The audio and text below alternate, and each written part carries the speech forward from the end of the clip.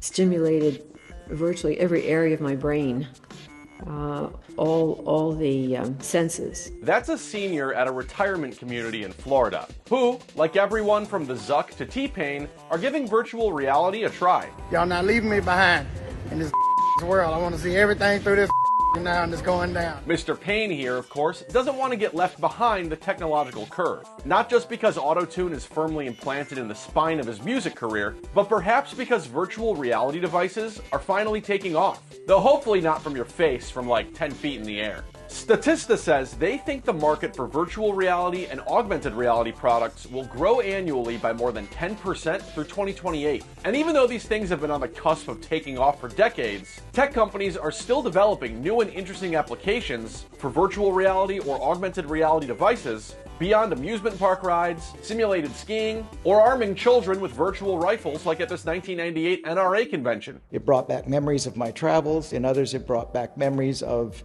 my experience growing up on a farm. So that's another senior trying out VR, and they're among the 17 different senior communities across the country that just took part in a Stanford University study on the technology. In this testing, seniors got to pick out virtual experiences like parachuting, playing with animals, or visiting places like Egypt, all within the confines of a 360-degree view headset that made it seem like they were, well, anywhere but a Florida retirement home. This study was carried out by people as old as 103, and the results were pretty impressive. After using VR, around 80% of the residents who took part in this study said they felt more positive. About 75% of caregivers reported that residents' moods had improved, and around 60% of these seniors said they felt less socially isolated. And that, in particular, could be a very good thing. The CDC has noted that social isolation for people over 50 carries significant health risks on par with smoking and obesity. And as we've told you before here on your news refresh, please subscribe, companies are trying to figure out all sorts of high-tech ways to reduce social isolation in seniors, like with this robot that brings up light conversation topics.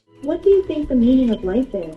What are your thoughts on the matter? Part of what triggers the memory with virtual reality is the idea of immersive, right? So when we take somebody out of the four walls of their current environment and place them into a different place, the mind treats that experience differently. That guy's with Mind Immersive, the VR company that worked with Stanford on this study. The mind thinks that we're actually close to being in that reality.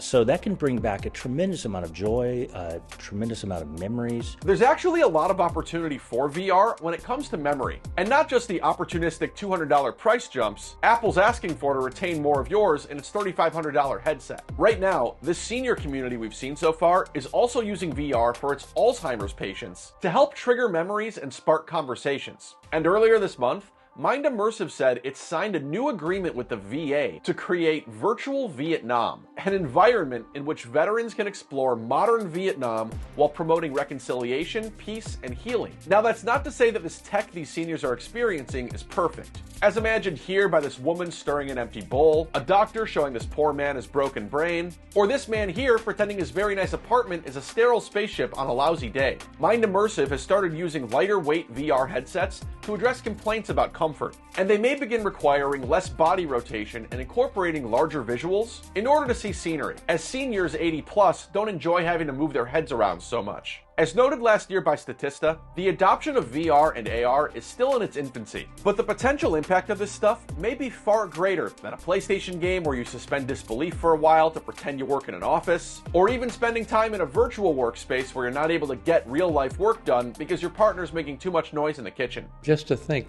if you throw the rock back about 4 years that this is brand new technology, what's it going to be like in the next 10 as the systems emerge and just get better and better?